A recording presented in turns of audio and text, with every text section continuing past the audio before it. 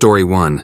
It was Halloween night and my cousin suggested going to a corn maze, and I'll be the first to admit it wasn't the best idea to do a corn maze at night. But it was Halloween, and my friends and I were just looking for something fun and spooky to do as we are a bit too grown up to go trick-or-treating. So when we heard about the new corn maze that recently just opened, and it was about a 5-minute walk out of town, so we decided we might as well go and check it out. It was me, my friend Luke, and my cousin Sarah. And we had finally arrived at the maze, and there was a few people going about, but it wasn't as busy as I thought it would be. At this point, we'd been going through the maze for maybe about 30 minutes, laughing and joking around. But when I started to notice these scarecrows positioned randomly around the place. But I don't think they were part of the maze decorations, and they were scattered around the place, some leaning against corn stalks, others standing perfectly upright. I assumed they were just there to freak people out, so I didn't think much of it, and I asked my friend Luke, and he just told me to stop being stupid and to enjoy the rest of the night. So we carried on walking through the maze, but then, as we turned a corner, I saw one of the scarecrows move in the corner of my eye. At first, I thought it was part of the attraction, some actor trying to scare us. But the way it moved was off. It didn't wave or try to make a noise. It just turned its head slowly, watching us as we walked by. Sarah whispered, "Did you see that?" And I knew she'd noticed it too. We laughed it off, but the atmosphere shifted. Every now and then I'd catch a glimpse of that same scarecrow in different parts of the maze, like it was following us. And then we heard footsteps, heavy, slow, like someone dragging their feet through the dirt. Luke said it was probably just another person in the maze, but when I looked back, there was no one there. Just the same scarecrow, now a little closer. Sarah grabbed my arm, whispering that we should get out of there as she was starting to get really freaked out, and I agreed. We tried to find our way back to the entrance, but the maze was harder to navigate than we thought. Every path seemed to lead us deeper. Then we heard someone scream from somewhere within the maze, a short, sharp cry that was cut off as quickly as it started. We started running, desperate to find the exit, but every corner we turned seemed to bring us back to that same scarecrow, its head tilted, watching us with empty eyes. We finally got out of the corn maze. Then we heard these heavy footsteps running behind us. Sarah started to scream, and I turned around and I saw that same scarecrow chasing us. We ran for a good 10 minutes until we arrived back at my house, and we all sat in the living room and we all just spoke about what went down. I told my mom about what happened, and the same night she reported it, and the staff told my mom no one was hired to be a scarecrow, and to this day I have never been back, and I still don't know if that scarecrow knows where I live.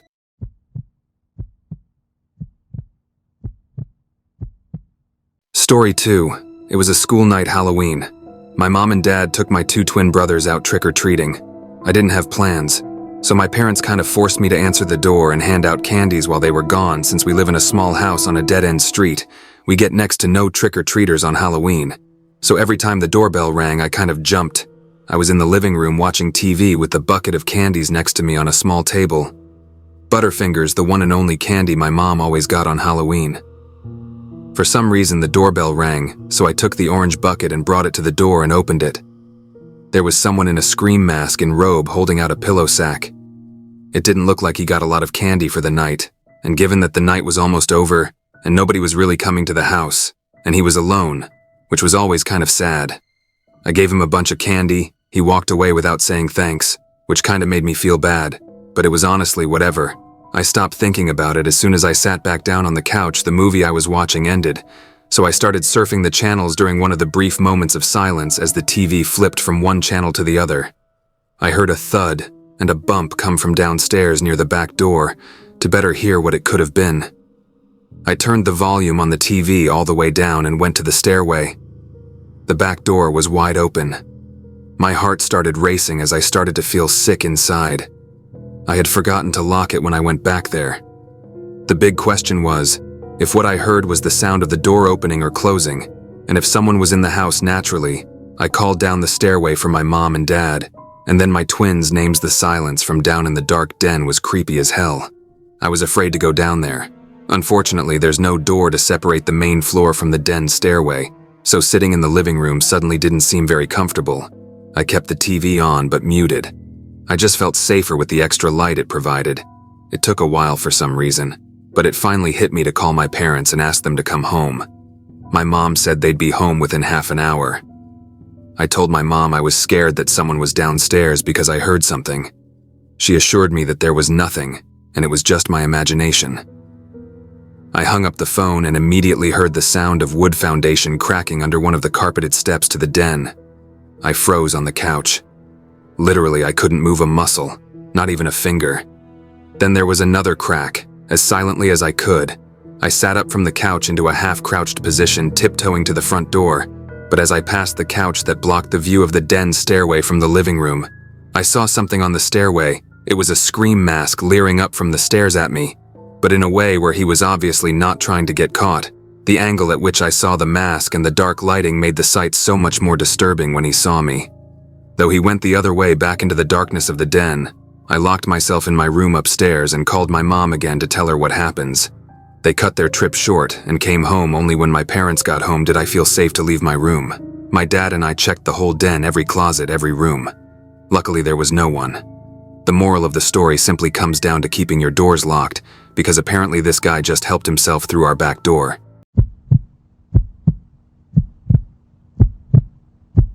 Story 3. This happened to me a few years ago. I have mentioned this story to some of my close personal friends and family, many of which don't believe me, and that's fine. They probably think I'm just joking around or trying to scare them. But I know I experienced something that night, and I wish I had a better explanation for it. At the time these events took place, I lived on a quiet street a little outside the city but not quite into the suburbs. My street had a big rundown house at the very end of the block that was across from an unused parking lot and an out-of-business bar. The person who inhabited the house before it became dilapidated was Mrs. Carter, and Mrs. Carter was an old lady, and every time my friends and I would walk by the house, she would yell at us and make some insanely random comment like we were trampling her garden or using her garbage to play hide and seek, or some other nonsense that wasn't true. Even though my friends and I did get into some trouble around the neighborhood, we never did anything to Mrs. Carter, as our parents always told us that we should try and be nice.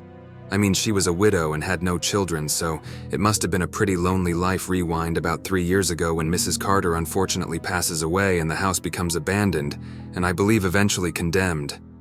At least there were signs on the boarded-up windows and doors, but I never got close enough to read what they said.